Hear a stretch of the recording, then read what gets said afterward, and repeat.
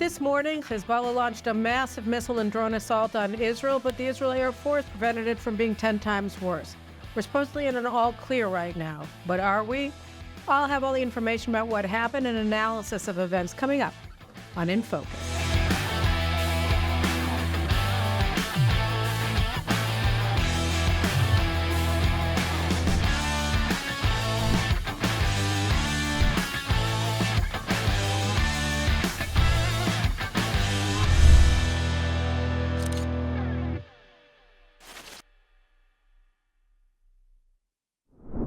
Israelis who don't live in northern Israel woke up this morning to discover that around 5 o'clock in the morning, Hezbollah was poised to launch a massive missile and drone assault against Israel, not only northern Israel, but also a lot of targets in central Israel, in the Tel Aviv region. And what actually ended up happening was that around somewhere between 210 and 320 missiles and drones and rockets got through. They all apparently landed in northern Israel, although Hezbollah claims that it hit 2 targets in North Tel Aviv, in the center of the country. But we'll have to see. The IDF denies it, and Hezbollah chief Hassan Nasrallah is supposed to be giving a speech later today to discuss what happened. But in the meantime, what happened was that the IAF, the Israel Air Force, recognized the movements of Hezbollah launchers, essentially, and attacked the launchers on the ground before they were able to become operational and launch the actual missiles at central Israel. And as a result, they blocked it. So according to the IDF spokesman who spoke earlier this morning, Hezbollah was poised to deliver somewhere between 3,000 and 6,000 missiles on Israel today, Sunday, August 25th, 2024. We were supposed to absorb a volley of somewhere between 3,000 and 6,000 missiles, which of course is massive, from Lebanon today. And in the event, we absorbed up to 320 missiles and drones. So on the one hand, it seems like, well, then that's a win, right? Because only 10% of the intended, or 5%, depending, of the intended projectiles were actually shot against Israel, because Israel attacked the launchers, blew them up, and prevented Hezbollah from carrying out the strike. On the other hand, you say, excuse me, they have the capacity to attack Israel with 3,000 to 6,000 projectiles in one day. That's obscene. And then the question becomes, okay, so what did Israel achieve? How did it achieve it? At what cost? And is this a sustainable strategy? So I want to look through, and obviously what was the American role in all of this, because the Americans are very much involved in everything that's going on in terms of Iran and its proxies' assaults on Israel and Israel's responses to their assaults and their intended assaults. So the first thing that we learn is about Israel's capabilities. When we're on high alert and when we have good intelligence, just as Hezbollah is able to attack Israel with almost no prior warning, so we have the capacity to strike at Hezbollah to block it from attacking us, among other things, also with almost no prior warning. But let's just take this apart a little bit. So on the one hand, that's great. So we have a balance of forces, that Hezbollah being located right at the border with northern Israel, they can launch particularly rockets, armor-piercing rockets, which is what has been the most lethal tool that they've used against Israel. And Israel doesn't have the opportunity in terms of time or even the intercept capability to intercept these low-flying, very, very fast, short-range rockets before they attack their targets. So it's as if Israel doesn't have Iron Dome, it doesn't have David Sling, doesn't have all of these anti-missile defenses when it comes to armored-piercing anti-rocket projectiles that have been attacking, that Hezbollah has used to attack Israel with real effect since October 8th. So here we see that they have the capacity to attack Israel with their projectiles at a moment's notice. But on the other hand, Israel detected the opening of the tunnels or whatever it was, the movement of the launchers. We became aware very, very quickly that they were about to attack us, and we were able to very, very quickly use 100 fighter craft to attack the launchers themselves and to block the attack or block almost the entire attack. So that was what we did. We saw that they were about to attack us, and we attacked first. And we're talking about a matter of minutes. And to do that, you have to have 100 pilots who are right there, either in the cockpits or already, in flight, along the coastline or whatever, or, simply very, very close to the cockpit so that they can get in. They're already fully equipped. They get in, they launch, and they blow up whatever it is that they have to blow up. And this is within minutes to maximum a couple of hours, depending on what Hezbollah is doing and how much lead time we have in terms of the intelligence that we're able to garner. So you need good intelligence and you need readiness. You need to be absolutely vigilant in your defense, in your alert level, so that you have the pilots. And just let's remember, these pilots who carry out the vast majority of Air Force operations are reservists. So they have to be drafted, they have to be mobilized, they have to be on their bases, they have to be in their squadrons, they have to be suited up and ready to fly basically at a second's notice. So you need to have the reservists already called up. You have to have 100 fighter jets ready to fly at a moment's notice. And you have to have, of course, the intelligence in order to provide them with the information that, okay, get up right now and shoot. Okay, shoot targets A through Z, and then A through Z again and again and again, and all these different areas in southern Lebanon to prevent the attack from taking place. Okay, so Hezbollah, on the other hand, because they decide when to attack, they don't have to be on such high alert, because here is Israel only attacking when they're about to attack. All right, so we're already seeing a difference in the balance of forces. We can do it, but we have to be on high alert. The question is this an operational model that we can sustain over time? And the answer here is no, because you're dealing with reserve pilots. You can't have them all the time called up. I mean, these are people who have jobs. They're in the university. They have families. They have whatever. They are not regular Air Force. So you have to let them not be in the Air Force most of the time. That's the difference between them as reservists and Air Force pilots who are in their regular military service, who are there all the time, essentially. And since most of the pilots in the Air Force are reservists, you can't have this operational model over time because you can't keep people mobilized for, the long haul in the Air Force. That's one reason. Another reason is that in order to do that, say that we were saying, well, forget it, to hell with their personal lives. We're just going to, have them called up for 3 months at a time. They can't go home, whatever. That costs a lot of money. That costs an enormous amount of money. It also costs an enormous amount of money to have that quantity of fighter jets ready, already, either in the air or capable of being launched at a moment's notice. That's also expensive, right? You're talking about maintenance, you're talking about the flight crews, you're talking about the maintenance crews, you're talking about being constantly at a level of, at a tempo of operations that is basically war. It's a war situation all the time. So that's very expensive from a cost perspective. Right. And then the obvious problem as well is keeping up a vigilance level, because, we killed Fuad Shukr, the Hezbollah's chief of staff of their terror forces, last month. Right. And we've since then, I think it's been 3 or 4 weeks already, we've been on this level of high alert. And are they going to attack today? Is today going to be the attack? Is tomorrow going to be the attack? When are they going to attack? Is it imminent? Blah, blah, blah. This is something that we're talking about every day. Okay, so they don't attack today. They don't attack tomorrow. They don't attack the day after. How long can you maintain this level of vigilance? How long can you be on this sort of hair trigger alert where you know that they can attack at any time? And the answer is it's human nature to say not that long, because they don't attack. They didn't attack last week. They didn't attack 2 weeks ago. They're not attacking today. They didn't attack yesterday.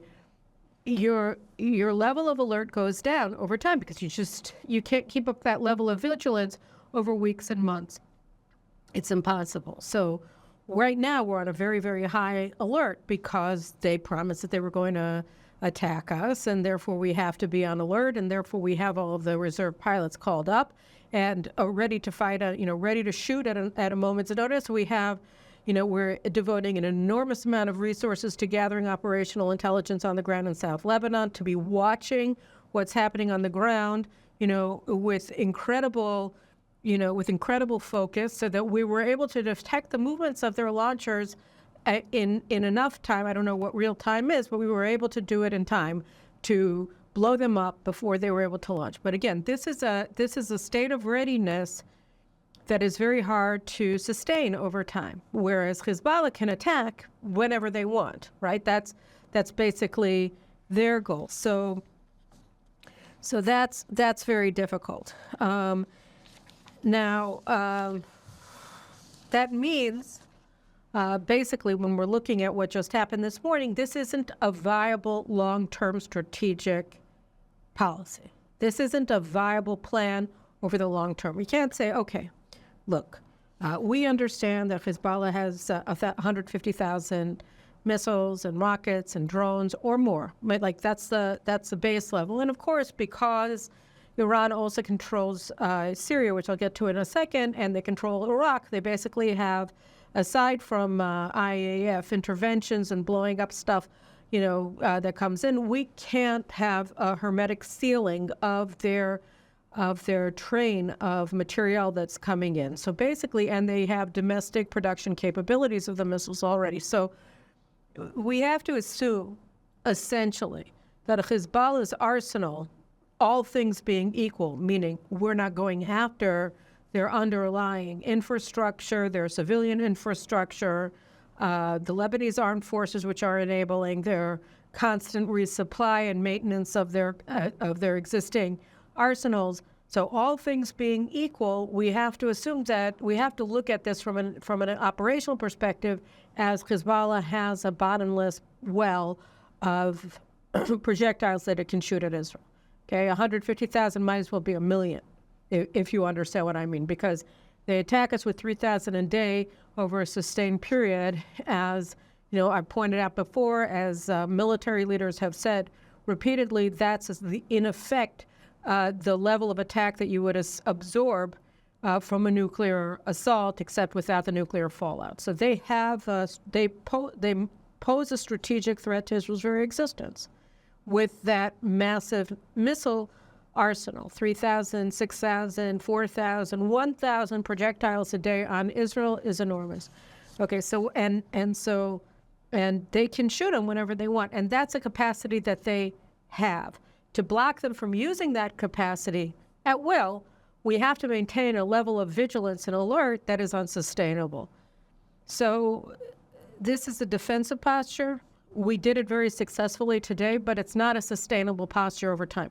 What would be a sustainable posture? So a sustainable posture would be an active defense. Now, what is an active defense? Not vigilant alert, but an active defense.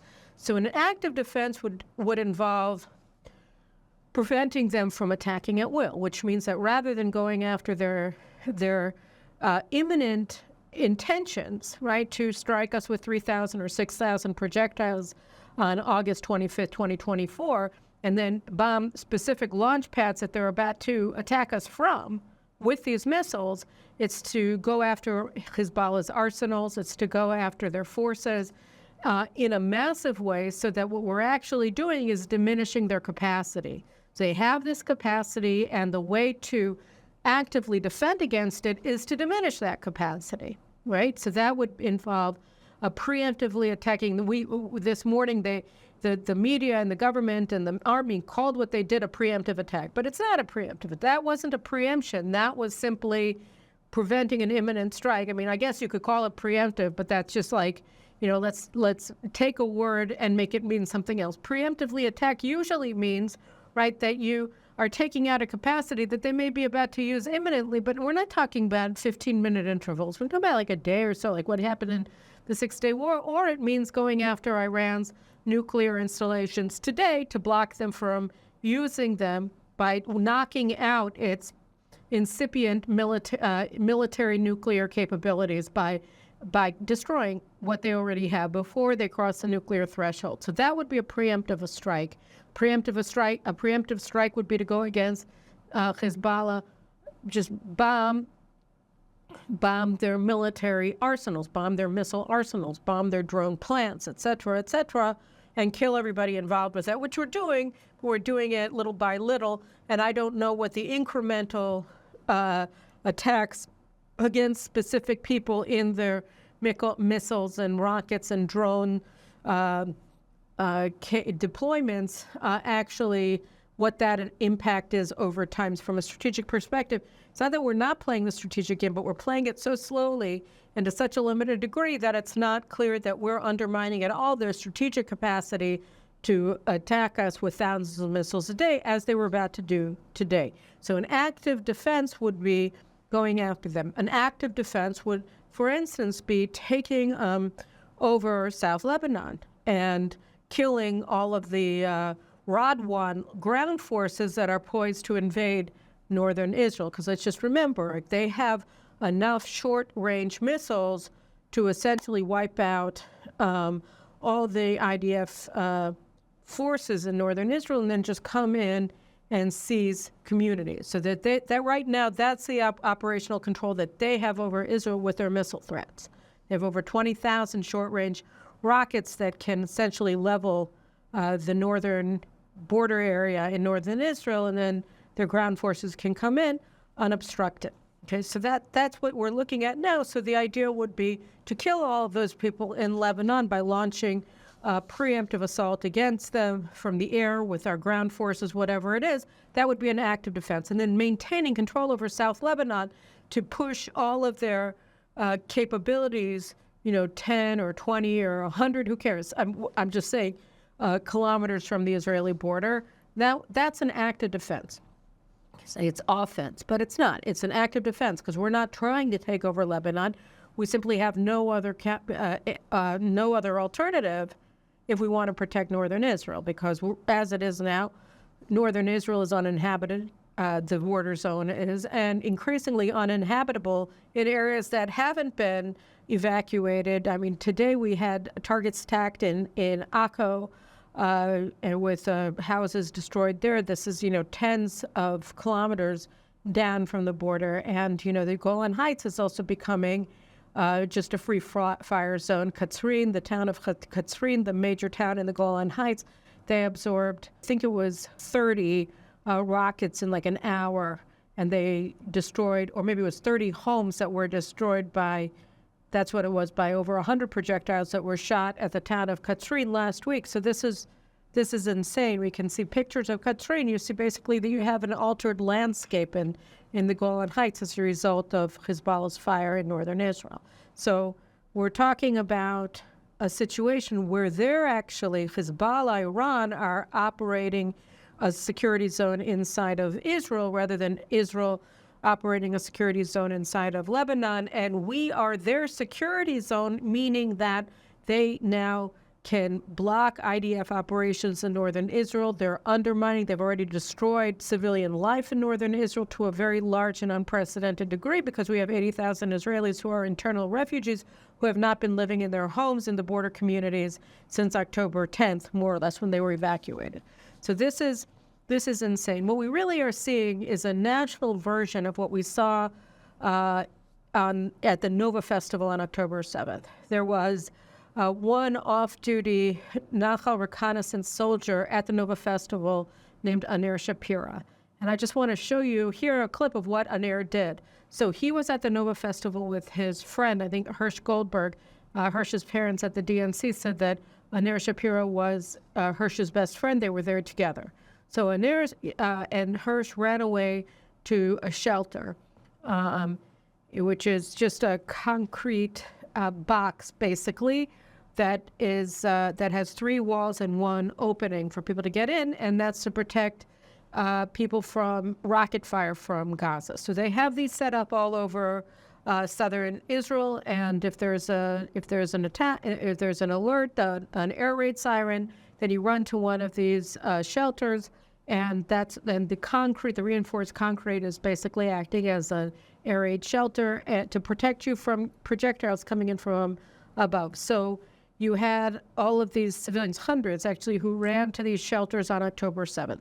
And then the Hamas terrorists who were there just shot into them, pulled them out, took them captive, murdered them, raped them, etc. So Aner Shapir goes into one of these shelters. He came into the shelter, and they had all these hand grenades that were being thrown into the shelter to kill them. So he's standing at the entrance to the shelter, and he keeps catching the hand grenades and throwing them out. And here you can see the film, which is incredible, right, of him throwing them out. He throws them out at a car. He throws them out at the Hamas. He throws them out. And that's how he is protecting himself and the people inside of the shelter with him. He does this 8 times. He's catching the hand grenades 10 times. And then on the 9th time, what are you going to do? The hand grenade gets in and blows him up. He's killed. A lot of other people, I don't know, are they killed, they're wounded. And then Hamas is able to go in because Anir is dead. And that's when they start taking people hostage and executing, et cetera, the people.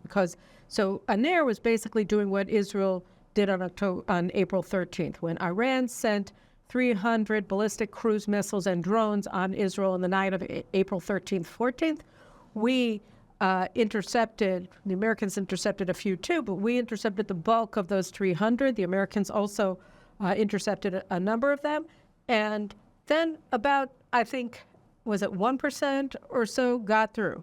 Okay, so the one that gets through is the problem. That's the one that killed Anir, right? That's the one that killed the people in the shelter with Anir, and that enabled Hamas to come in and take Hirsch Goldberg and others captive and take them to Gaza and to rape a lot of girls and to kill them, etc. So that's what happened. It also is what enabled some of the people in the shelter to survive the assault and come out and tell us the story of what happened with Anir Shapira and what he did. So that's the Anir Shapira model is not an active defense. They were already here. They already are shooting at us. They're already throwing grenades at us from, point blank range, and we're trying to block them. And that's essentially what we saw this morning. Hezbollah is about to attack. The IDF comes in, blocks, I don't know, some say 3,000, some say 6,000 of the missiles from being shot at Israel. But again, between 210 and 320 actually got in, and they killed the people in the shelter, or in this case, they destroyed homes in Akko. So, it's one of those things where you say, great, but actually what the purpose of a defense is to block Hamas from getting into Israel. It's to block Hezbollah from being able to shoot at Israel, from invading Israel, etc. And so right now, the strategic initiative is with Hezbollah, it's with Iran. And now the question is, what are the mitigating factors? So they have this strategic advantage over Israel, but there are mitigating factors. So one of the mitigating factors, of course, is the United States. The United States has been sending a lot of naval assets to the region since Israel conducted the attack in Lebanon and is credited with the attack in Tehran that killed Hamas leader Ismail Haniyeh, for which the Iranians have pledged vengeance. So the United States has been ratcheting up its naval presence here, not in the Mediterranean, but in the Gulf of Oman. And so now they brought in the USS Abraham Lincoln Carrier Group that's supposed to be joining the Theodore Roosevelt Carrier Group. They were supposed to replace, but for a while, anyway, the two are supposed to be in the area together. You've had Eric Kurilla, the commander of Central Command, doing shuttle diplomacy. He's been in Israel a bazillion times over the past couple of weeks, and the revolving door of senior American officials coming in. So now you have the chairman of the Joint Chiefs of Staff, Air Force General Brown, who's in Israel now. They keep coming in and showing their presence, saying that they're committed to Israel's defense, et cetera. So that's one of the things that obviously may be deterring Hamas or Hezbollah, or Iran from attacking Israel in a major way, although we saw with Hezbollah this morning that didn't deter them at all. They were about to attack us regardless of the American deployment. All the same, America is a mitigating force. Another mitigating force is that they have other strategic objectives. So a lot of observers have been saying that the reason why Iran isn't attacking Israel today is because Iran wants to cross the nuclear threshold, and they're making very steady progress towards achieving that goal with their uranium enrichment and the weaponization efforts of their warheads, and that they may be deciding to stand down for now because they're going to make this strategic pivot and announce that they are nuclear capable at some point. So they may have other strategic priorities that outweigh attacking Israel. And then the other thing is that they have other strategic options. One of the things that was reported today for the first time by I-24 is that Bashar Assad Syrian president, has actually been in Russia for the past month, and there's no clear timeline for him returning back to Damascus. And what does that really tell us about Iran? I mean, Syria is totally controlled by Iran and, also by Russia in conjunction with Russia, which operates air bases and naval ports there, at Latakia in particular. And so here's Assad, and he's not in Syria. He's in Russia. Now, what that tells us is that we shouldn't be looking, not that we should have been for many years, but we definitely today should not look at Syria as a country. Like Lebanon itself, neither of them are countries. They're both forward operating bases for Iran and its proxies against Israel. So his prolonged absence from Syria tells us that Iran is looking at Syria as a base for operations, for offensive operations against Israel, no less than Lebanon. So they have other options. They can attack us from Yemen, right? The Houthis have also been stepping up their assaults against international shipping, not specifically Israeli, but international shipping over the past week or so. So we're looking at this situation where, and also in Iraq, you have stepped up operations against the United States with Iranian-controlled militia in Iraq. So you have a lot of different things going on regionally. Iran has a lot of options for attacking Israel strategically, not only from Lebanon, but again, also from Syria and Iraq. And we have to look at these. Also, all of these options involve formidable missile particularly forces, but also ground forces that Iran has been moving into Syria from Iraq, from Afghanistan over the past 10 months. So they also have fighters, and they have war material and offensive capabilities that they've developed over time that are capable of attacking Israel, not only from Lebanon, but also from Syria in this case. But Yemen, Iraq are also options, and they can also operate through Jordan to the extent that they're dead set on doing it. They're determined. They could probably get through. And so we're looking at an enemy who has a strategic advantage over Israel because on the one hand, the United States isn't really deterring them, as we saw from Lebanon this morning, although the United States does weigh into their considerations, which may be informing one of the reasons for Iran's hesitation or delay in attacking Israel, although there are other considerations, including other options, aka Syria in this case, or Iran has another strategic objective, which they think is more important to preserve and to advance than attacking Israel on any specific day of the week. So those are very important, and that brings us back to let's look square and center at what the United States is doing, what its role is here. So Kamala Harris, like Biden, like every single senior administration officials, including this morning National Security Council spokesman James Kirby, John Kirby, they all are saying the same thing. They all speak from the same song sheet. They say, we support Israel's right to defend itself. So not really, right? I mean, to a degree. You support Israel's right to defend itself as Ner Shapiro, of blessed memory, the hero, tried to protect himself and his fellow Israelis who were stuck in that shelter on October 7th being attacked by Hamas gunmen and RPGs and grenades at their position where they had sought refuge from the carnage at the Nova Festival itself.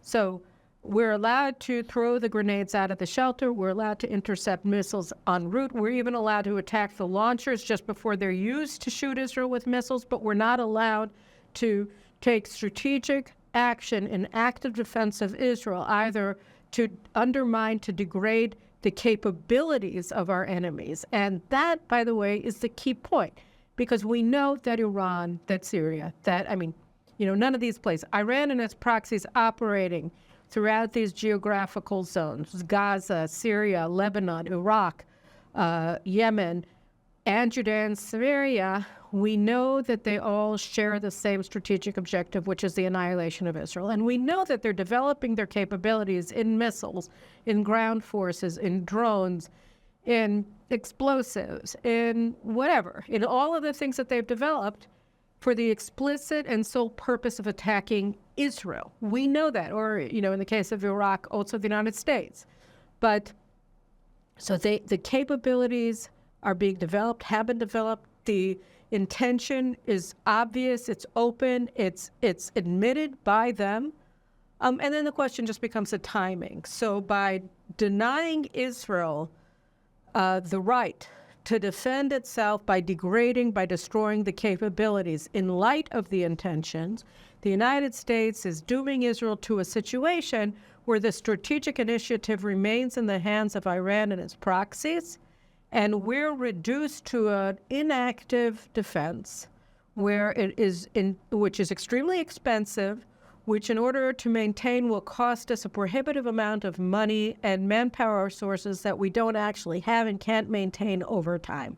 So it's constantly being degraded. And by the way, that's true as well from a defensive missile shield perspective, right? Because, so on April 13th, 14th, we had a one-off, 300 projectiles shot at Israel from Iran in one night. But what happens if you have that night after night, day after day, not only from Iran, but from Lebanon and from Iraq and from Yemen, right? And at the same time, you're being attacked from Judea and Samaria against Israeli communities on both sides of the armistice line of 1949, so that you're having an active situation like that. Well, then obviously your defensive capabilities are diminished because you use X number of defensive Iron Dome, David Sling, interceptor missiles to intercept 300 missiles or 290 missiles or 200, whatever, however many we actually were able to intercept. And it's usually going to be more than the number of missiles that you actually hit because you're going to have misfires, you're going to have this, that, the other. So just assume,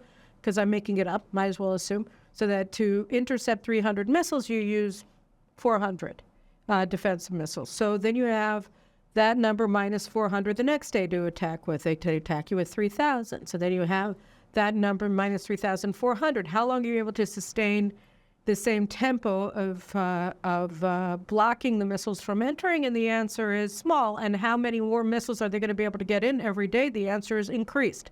The number is larger from day to day, the number of missiles that are able to get in, as your capacity to intercept them is degraded. So that the American defense of Israel's right to defend itself is actually not right to defend ourselves. If you add to that the ceasefire talks that the United States are pushing down Israel's throat in Gaza, then you see an even more problematic picture. Because the Americans, we saw this very clearly at the DNC last week. They're like, we want to get a deal, we want to get a ceasefire. Okay, who does the ceasefire actually oblige? And the answer, as we saw on October 7th, is only one side, Israel. We've seen this as well in South Lebanon. We have Resolution 1701. 1701 bans Hezbollah from operating south of Litani River. Okay, that's what it says. Now, this was never honored. It was never honored. Hezbollah started operating. They never stopped operating after the 2006 war south of the Litani River. So initially they were doing it behind the Lebanese armed forces, which the United States sponsored. They're doing it behind UNIFIL UN forces. They're doing it by intimidating or killing a bunch of UN forces until the UN forces stand down and start allowing themselves to be used as shields to Hezbollah rather than as bars or obstacles to Hezbollah. The exact same thing happens with the Lebanese armed forces, except that the Lebanese armed forces actually actively cooperate with Hezbollah because they're dominated by Shiites who are aligned with Hezbollah and might as well just be members of Hezbollah themselves. So you have these two forces that are supposed to be blocking Hezbollah, but they're actually acting in concert with Hezbollah and assisting Hezbollah. So Hezbollah has been operating in South Lebanon throughout. They've never felt obligated to the 1701 resolution from 2006, and the only side that is obligated to not attack into South Lebanon, of course, is Israel. The same thing, we've seen all of these reports since October 7th about, we've been seeing smuggling operations in the Philadelphi corridor. We saw them in the months beforehand, but we didn't attack. We saw all the movements along the fence in the months preceding the October 7th invasion, where they were doing probes, where they were watching our lackadaisical defense, etc. Why? Because Israel didn't want to go and have an operation. We weren't carrying out active defense of southern Israel. We were relying on technology, which didn't work, which was easily taken out on the morning of October 7th, and even before that by Hamas forces, and we didn't do anything. Why didn't we do anything? Because we were obligated by a ceasefire. Hamas wasn't. So a ceasefire only obligates Israel. That's on all fronts. That's the case on all fronts, because there's no price for the other side to pay in breaching the ceasefires, as we've seen.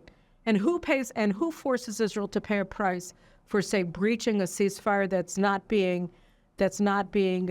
held by the other side? And this is also true with the Palestinian Authority in Judea and Samaria, Israel. The United States punishes Israel if Israel takes preemptive action against any of these actors who are equally and all sworn to Israel's annihilation. It's only Israel that has to pay a price, and we have to pay a price because the United States punishes Israel for breaching a ceasefire which isn't actually being held because the other side has been in breach of it from day one.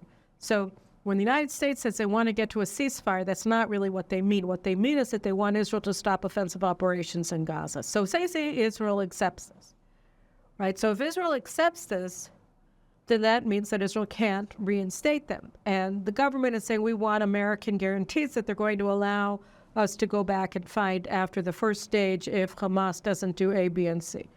Well, good luck with that, because the whole purpose of the ceasefire talks of the United States is aggressively mediating, at least insofar as Israel is concerned. Hamas isn't even participating in them, is to get Israel to stand down. So that's some support for Israel's defenses when you are actively trying to block Israel from defending itself, and defending itself in this case with active defense, which means offensive operations to destroy Hamas's capacity to attack Israel and to block them from being able to maintain them. And that gets me to the last thing that I want to talk about, which is the Philadelphia corridor. So you've heard a lot about the Philadelphia corridor. What the heck is the Philadelphia corridor, and why is it called that? So Philadelphia was just a code name on an Israeli map, defensive map from, I think, like the early 1980s when we were doing the talks with the Egyptians about withdrawing from the Sinai Peninsula. That was just a computer-generated name. Philadelphia corridor has nothing to do with Philadelphia. That referred to the 14-kilometer-long border between Gaza and Egypt. Okay, and the city of Rafah in 1982 traversed both sides, and so they blew up all the houses on the Egyptian side and built a new neighborhood for them on the Israeli side in Gaza for them to live in, and they all moved there by 1996, I think. At any rate, so the Philadelphia corridor is simply the border zone between Gaza and Egypt, and it goes from the Mediterranean in the west to Israel in the east for 14 kilometers, okay? And now, since the beginning of the war, Israel, it was insane, I felt, from the outset that we should have taken over the Philadelphia corridor on October 8th. They had 256 Israeli hostages. You want them to be blocked from being able to smuggle the hostages out of Gaza and into Iran through Egypt, etc. You have to block the international border. The first thing that you want to do if you want to secure the hostages is take control of the international border so that they can't be secreted out of Gaza. The military didn't want to. They wanted to go into northern Gaza, where the operational headquarters of Hamas were at the time. Fine, they didn't want to go. And then Egypt started threatening Israel openly, along with the Biden administration. Particularly Kamala Harris was the most outspoken about it, threatening Israel. Egypt started in February threatening that they were going to abrogate the peace treaty with Israel even if we took over the international border, which was weird, right? Like, why would they do that if they're opposed to Hamas, if they're opposed to terrorism, if they're an American ally, if they're an Israeli peace partner, etc.? Why would they say that Israel can't do the most obvious step that we need to take in order to protect ourselves from Hamas, which is also supposed to be an enemy of Egypt because it's a Muslim Brotherhood organization and it was actively involved in the overthrow of Mubarak in 2012 and 2013, and then when Sisi took over, he went against Hamas because they were part of the Muslim Brotherhood regime in Egypt that took over, that Sisi overthrew when he seized power in 2013 in a military coup. So you'd think that they were against Hamas, right? But then it worked out, no. What we've discovered is, in February they started threatening to abrogate the peace treaty if we go into Rafah. And again, let's just talk about it for a second. If you want to, A, protect the hostages, which is a key goal of the war, then you have to take over the international border so that they can't be smuggled down. If you want to destroy Hamas as a military force and maintain that destruction over time so that they're not able to regenerate the threat and pose a threat to Israel at any time in the future, then you have to prevent them from rearming and regrouping. And the principal place that we discovered on October 7th that they had been armed from is Egypt through the Philadelphi corridor. Okay, so obviously there is no more strategic position that Israel has to take in order to win the war than the international border that ties Gaza to Egypt. You have to take over that border and cut off Gaza from its outlet to the rest of the world through Egypt. Okay, that's obvious. I mean, nobody has to be a military expert to understand that. The rationale here is just self-apparent. All right, so Egypt should have not had any objections to that, and yet they did. Why? Well, we discovered why, and I wrote about it in an article that came out in May of this year, where what we discovered was that, well, it works out that Sisi's son, Muhammad, is part owner of the Egyptian side of the border. He's a general in the Egyptian army, and like his daddy, and he is the deputy commander of the General Intelligence Service that controls the Sinai. And he is a co-founder, silent partner in something called the Origami Group, which is, Origami is the most powerful Bedouin chief in the Sinai along the border zone with Gaza in the Rafah area. And they founded a group called the Origami Group that it controls the Egyptian side of the border with Gaza. Okay, and they've made, and everybody who comes through, everything that goes through, they get a cut of from bribes. So, for instance, they were saying that, it's costing anywhere between $5,000 and $10,000 to be permitted to leave Gaza and go into Egypt for the first several months of the war. And they got a cut of that, and they made, reportedly, tens of millions of dollars just from bribes of Gazans who want to leave, who are paying the Egyptian authorities, and that was going to the Origami Group, which controlled the terminal from the Egyptian side, and that's owned by, among others, Sisi's son. So it's a lot of money involved, a lot of monetary losses involved if Israel takes over the border, and then their little scheme is done. That's one thing. It's money.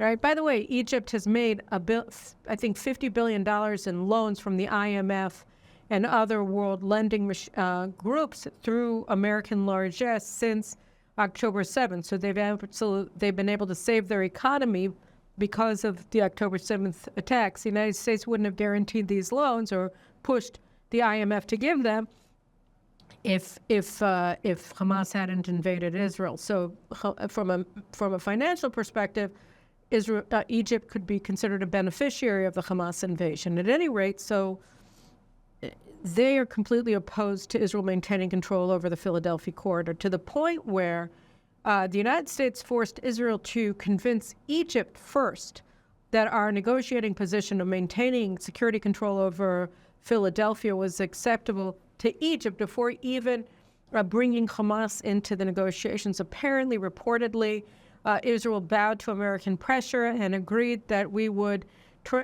give up 5 out of 8 observation posts along the border, along those 14 kilometers, and only maintain 3 in order to maintain physical control over the Philadelphia corridor during the supposed ceasefire that's supposed to come into place during the hostage swap for terrorists. So they're saying, okay, limit Israel's presence, diminish Israel's physical presence along the border from 8 positions to 3. And if the Egyptians agree to that, then this can be a demand that is brought before Hamas, which is apparently where we are today. But why are we negotiating with Egypt? Egypt should agree with us as a matter of course. Certainly the United States should. But that's the whole point, that they don't. So again, here too, we see that the guarantees of Israel's right to defend itself are empty, that it's not true, because obviously the only way we can defend ourselves is by controlling the Philadelphi corridor in this case with Hamas. Like, they obviously are going to rebuild. And then there was a report yesterday that I didn't see anywhere else, but he made it on record with and said that he was absolutely certain of it. So is Brigadier Amir Avivi from the Israel, it's called the Bitronistim, this group of thousands of retired generals and other officers and warfighters who've come together, and they have this organization called the Bitronistim, and Amir Avivi is the head of it. So he was on one of the shows on Channel 14 last night, and he said that the reason why we need to control the Philadelphia corridor is because Hamas has literally thousands of fighters with missiles that are waiting in the Sinai to come back into Gaza or to come into Gaza the minute that there's a ceasefire through the tunnels in the Philadelphia corridor. So what are we talking about here? That's exactly what we're talking about, is that Hamas wants to restore its control over the international border so that it can rebuild its forces, which means that they can't be allowed to. And by the way, what does it tell us about Egypt? That you have thousands of Hamas terrorists in Egypt, in Sinai, waiting to come into Gaza, assuming that what he said is true. So, I mean, why isn't Egypt arresting them? Why isn't Egypt disarming them? That's a threat to Egyptian security, isn't it? Egypt doesn't want to have a war, but that's the whole point. The Americans say that they want to block Israel from retaliating, that is, carrying out active defenses against Hezbollah in Lebanon, against Iran, etc., because they want to prevent a regional war. But what we say is that we've been in a regional war since October 7th, because Iran is behind everything, and it has proxies all over the region that are actively engaged in attacking Israel. And they have been since October 7th. So we're not talking about blocking a regional war. It's all a lie. It's all just, Orwellian language here. It's not blocking a regional war. There is a regional war. It's called a regional assault by Iran through its regional proxies and directly from Iran against Israel.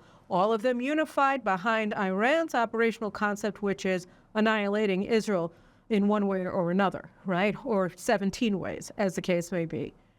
And so when you say you want to block a regional war, you're not talking about blocking a regional war. You're talking about blocking Israel's ability to actively defend itself against the regional campaign that Iran is waging against Israel through itself and through its proxies.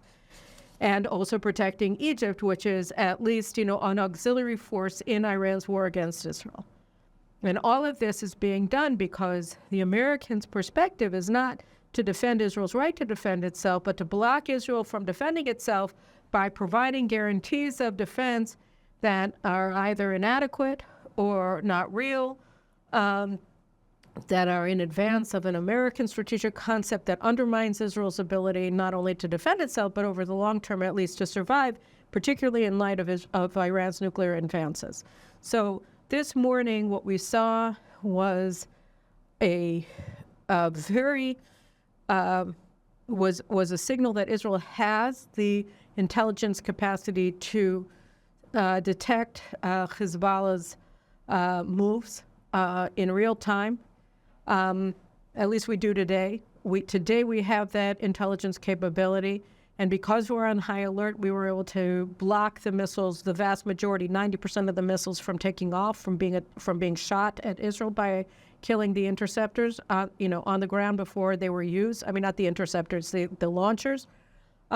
We have that capacity, but as I've demonstrated, that's not a sustainable strategic concept because it's too expensive, because you can't maintain that level of vigilance, and because our pilots are largely reservists. It worked today, but it isn't something that you can do every day, every single day, 365 days a year, year in and year out. You can't do that. In order to defend northern Israel, we need an active defense, which means preemptively assaulting Hamas's missiles and their launchers and their commanders and their ground forces, undermining what? Their capabilities, recognizing that their intentions are what they have been since Hezbollah was established in 1982, since the Iranian Revolution in 1979, which is the annihilation of the Jewish state. Same with the Assad regime, same with the Houthis, same obviously with Hamas, same with the Palestinian Authority, same with the Iraqi militias that are controlled by Iran, et cetera, et cetera, et cetera. So we're looking at enemies whose capabilities are strategic in terms of the threat they pose to Israel. Their intentions are genocidal, as they've made clear on any number of occasions. And Israel's defensive posture right now is passive, not active. It's what you do after the enemy is already inside, as they were on October 7th when Ner Shapira, that hero, staged a defense of himself and his friends. But at a certain point, it stopped working to tragic consequence. And that's something that Israel can't maintain and can't permit. But given the posture of the administration today, it's very difficult for Israel to break out of this strategic straitjacket and do what we need to do in order to defend ourselves moving ahead. So anyway, those are my thoughts about what happened this morning and more generally. And we have a great interview with you guys this week coming up later, and then another In Focus to round off the week as things develop. And clearly they're developing very quickly. I hadn't anticipated giving an In Focus about Lebanon last night when I was thinking about it, but things change very quickly here, and we'll keep you abreast of all of the developments. Take care and see you soon.